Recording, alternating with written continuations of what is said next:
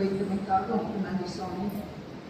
அதிகாரை மறைத்து நீங்களே பேசி நம்முடைய வார்த்தைகளை உங்கள் வேதத்தின் ரகசியங்களை அறியக்கூடிய ஞானத்தை தாருமா. ஆமென்.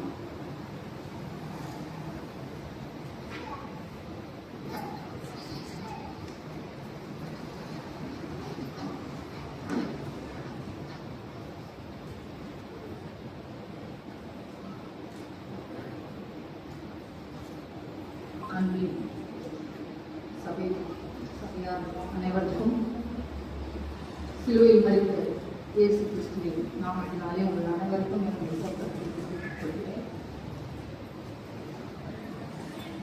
இந்த ஒரு நல்வாய்ப்பை தந்த கர்மி சகோதரர் திரு யுவராஜ் ஆசிரியர் அவர்களுக்கு என்னுடைய நன்றியை தெரிவித்துள்ளேன். இயேசு சிலுவையில் மொழிந்த 7வது வார்த்தை, அது லூக்கா 23:46.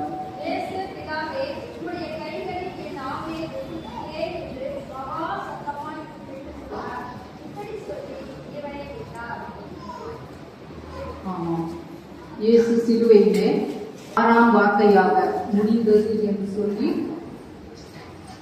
முடித்த பின்பு 7ஆம் வார்த்தையாக கூடிய இந்த வார்த்தை ஒப்படைப்பின் வார்த்தை. ஒப்படைத்தல், ஒப்புவிக்கிறேன். பிதாவே, உம்முடைய கைகளில் என் ஆவியை ஒப்புவிக்கிறேன். ஒப்புவித்தல் என்பது ஒரு பொருளை பெற்று அதை மீண்டுமாய் அவரிடமே ஒப்படைக்கிறதற்கு ஒப்புவித்தல் என்று சொல்லுவோம். ஆண்டவராகிய இயேசு கிறிஸ்து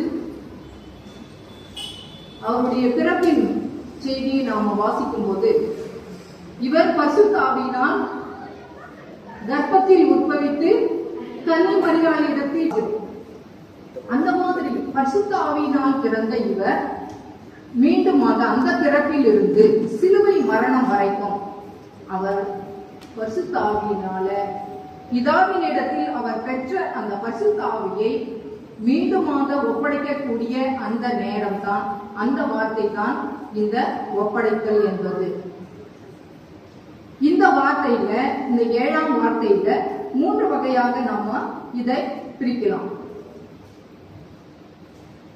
அது the word of once, ஐக்கியத்தின் வார்த்தை. இரண்டாவது the word of fulfillness.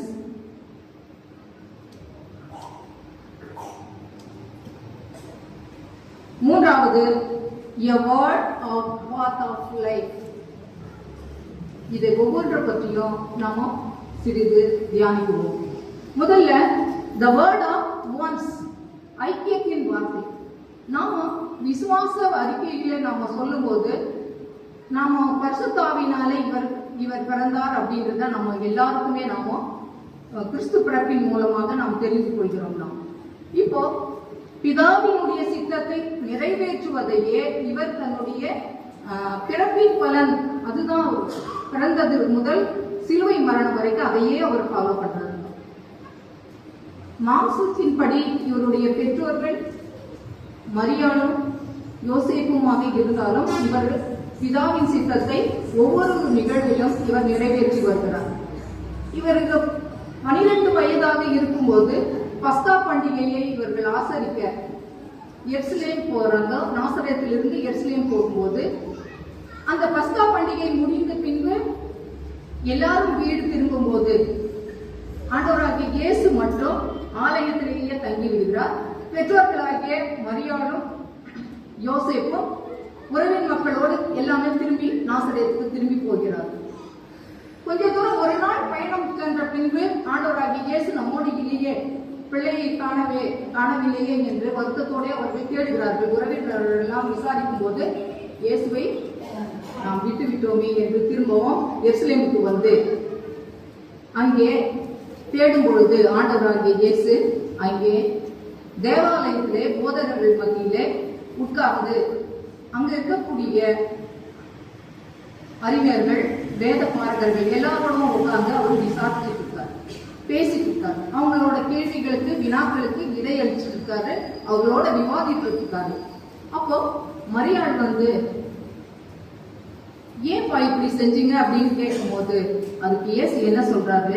லூக்கா 2:49, நீங்கள் ஏன் என்னை தேடினீர்கள்? நான் என் பிதாவுக்கு அடுத்தவைகளில் நான் இருக்க வேண்டியது என்று அறியீர்களா என்றார். நீங்க ஏன் என்ன தேடினீங்க?